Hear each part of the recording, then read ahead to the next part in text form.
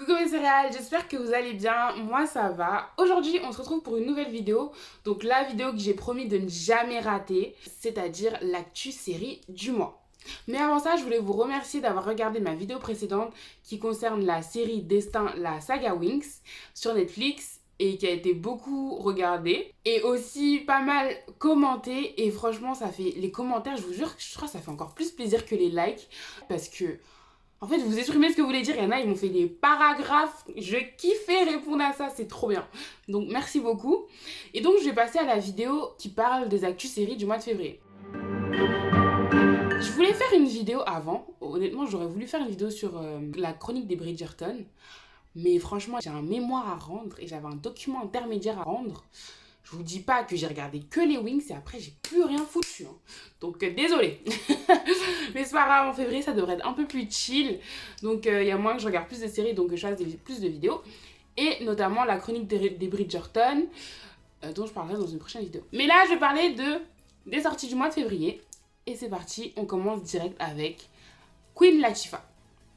Pourquoi je vous parle de Queen Latifah? Elle revient à la télé. Donc Queen Latifah, on l'avait vu dernièrement, je crois que la dernière série dans laquelle moi je l'avais vu, en tout cas, c'était dans Star. Vous savez, ce spin-off de Empire, enfin spin-off, en tout cas intégré au même univers musical que Empire. Et là, elle revient dans une série qui n'a rien à voir, qui est une série policière qui s'appelle The Equalizer et qui arrive le 7 février sur CBS. J'en avais parlé sur mon Instagram spécial série. D'ailleurs, si vous ne me suivez pas sur mon Instagram, allez-y, je mets des infos tous les jours. Mon Insta s'appelle Serial K. Voilà, comme un serial killer, mais bon, bref. Ensuite, deuxième actu série, c'est Brooklyn Nine-Nine qui arrive sur Netflix, donc pour la saison 7. La saison 7 arrive sur Netflix le 8 février, donc lundi qui vient. Aujourd'hui, on est le 3, donc lundi qui vient. Brooklyn Nine-Nine arrive, je suis hyper pressée. Alors là, je suis tellement contente que mon mémoire intermédiaire soit derrière moi pour enchaîner les épisodes. Bref. Ensuite, même jour, Black Lightning qui arrive sur The CW pour son ultime saison, donc c'est la saison 4 et ça va être la dernière saison. Normalement, il y a un spin-off qui est prévu avec un des personnages. C'est pas une des filles, je suis plus trop Black Lightning, mais je sais qu'il y a un spin-off qui est prévu avec un garçon, mais qui n'est pas une des filles, je sais plus. Je vous le mettrai là si je retrouve l'info. Toujours le 8, c'est une grosse journée le 8. Il y a Clarisse qui va sortir, donc Clarisse c'est le préquel, donc le préquel après, du film Le Silence des Agneaux qui est sorti dans les années 90. Et donc Clarisse, c'est une jeune femme policière qui cherche à résoudre des crimes et des enquêtes dans la veine du Silence des Agneaux. Ensuite, on passe directement au 16 février avec une série qui s'appelle Kanan. Donc Kanan, c'est une série qui va être sur NBC et qui va suivre la star du Saturday Night Live, Kenan Thompson, qui va avoir le rôle principal. Et dans cette série-là, il va jouer le rôle d'un journaliste qui présente les actus du matin et qui jongle entre vie de famille et vie professionnelle. Donc c'est une sitcom d'une 30aine de minutes par épisode. Même jour, on va avoir la saison 2 d'une série dont j'ai entendu parler en préparant cette vidéo qui s'appelle The Oval.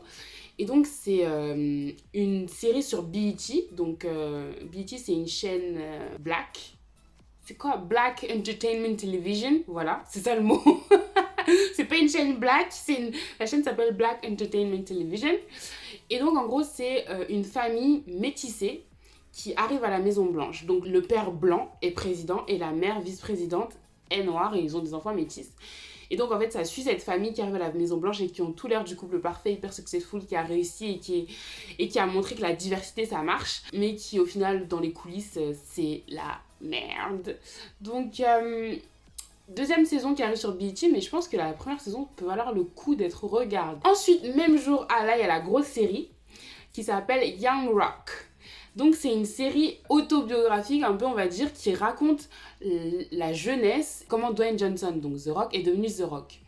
Et ce qui est cool dans cette série, c'est qu'il y aura Dwayne Johnson qui va jouer son propre rôle. Et cette série, elle est faite en co-création avec le créateur de Fresh Out of the Boat.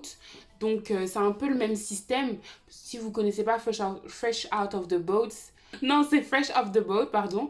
C'est une famille d'immigrés taïwanais qui arrivent aux États-Unis dans les années 80-90. Et c'est le petit garçon, et en fait c'est le petit garçon de la famille qui raconte son histoire quand il était jeune. Donc en fait ça va être un peu le même principe pour cette série Young Rock. Ça peut être intéressant à regarder.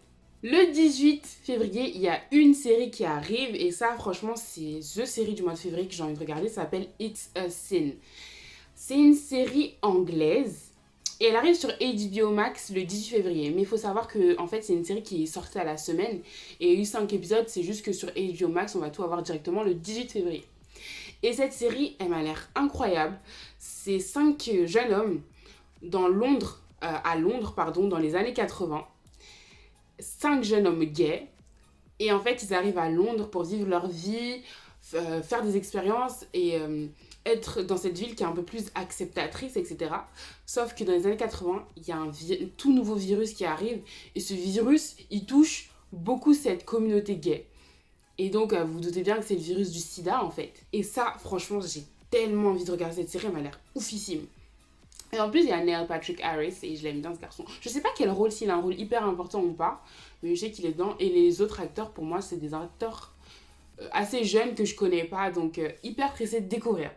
Hello, j'ai oublié de parler de Tribes of Europa qui sort le 19 février sur Netflix. C'est une série où plusieurs tribus d'Europe, en 2074, dans un monde totalement dystopique, se battent pour devenir le chef de l'Europe, en gros, et dans le même temps, t'as un ennemi mystérieux qui vient et qui va mettre à mal tous les plans de toutes les tribus. Donc, est-ce qu'elles devront s'unir? Est-ce qu'elles devront se diviser? C'est un peu une vibe The 100 version Netflix. Voilà, le 19 février. Le 23 février, on va avoir Superman et Lois qui arrivent sur The CW. Enfin, elle va sortir la série. À savoir que cette série, elle devait sortir au niveau du 2 mars, mais ils ont avancé le premier épisode au 23 février. Parce qu'à la base, le 23 février, c'était la saison 7 de The Flash qui sortait.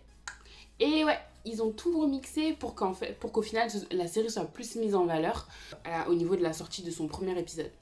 Donc je suis pressée de retrouver Tyler Hoechlin. J'aime bien ce mec. Depuis Teen Wolf, je l'aime bien, donc on continue à bien l'aimer. Je suis pressée. Après, on va voir la deuxième série du mois de février que j'ai pas mal envie de regarder. C'est... Non, si je fais que de changer de position, c'est n'importe quoi. C'est Ginny and Georgia. C'est une série Netflix qui va arriver le 24 février. Donc c'est une jeune fille et sa maman. Et avec sa maman, elles ont changé déjà 12 fois de lieu de résidence. Déjà, vous voyez, vous dites qu'il y a un truc qui est pas net. Et donc, à chaque fois, la jeune fille, elle doit s'acclimater, se faire de nouveaux amis. Et là, elle grandit et elle commence de nouvelles expériences avec les garçons et tout. Donc, c'est plutôt cool. Donc, c'est feel good jusque-là. Sauf qu'il semble que la maman, en fait, à chaque fois qu'elle déménage, c'est qu'il y a un souci. Et à chaque fois qu'elle déménage, elle emmène ses problèmes avec elle, qu'elle cache dans une boîte. Littéralement, elle met ses problèmes dans une boîte en carton qu'elle met dans son placard. Et au final, ça va les rattraper. Et du coup, je suis hyper pressée de regarder cette série qui peut être en apparence un peu... mais je pense que ça peut être pas mal. Ensuite, il va nous rester 2 séries qui vont être Punky Brewster. C'est une série qui a un revival des années 80. Et ouais, les revivals.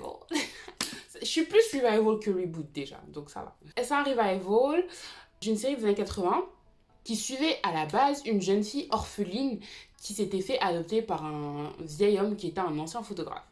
Et là, on la suit 30 ans plus tard au final, elle est devenue mère de famille et on la voit comment faire pour s'occuper de ses enfants et être à la hauteur en tant que mère en fait.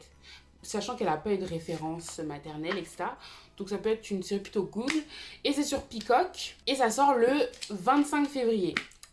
D'ailleurs, c'est intéressant puisque Peacock, je sais pas pourquoi, mais ils aiment bien ces petits revivals de séries des années 80.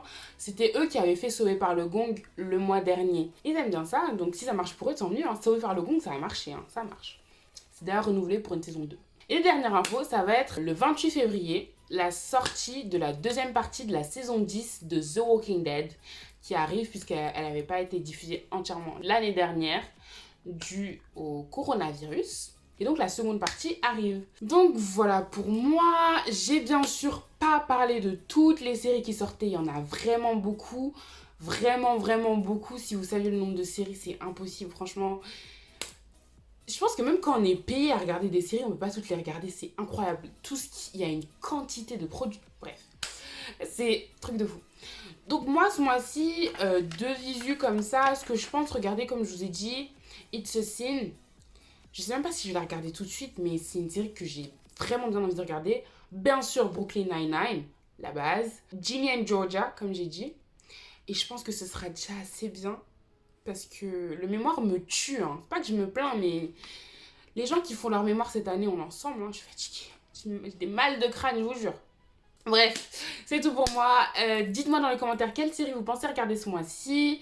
Ou quelle série vous comptez regarder tout simplement. Même si elle ne sort pas ce mois-ci. Même si elle est sortie avant, dites-moi. N'hésitez pas encore une fois à partager, à liker, à commenter. Et on se retrouve bientôt pour, je pense, faire la critique de la chronique des Bridgerton. Je vais la regarder une deuxième fois.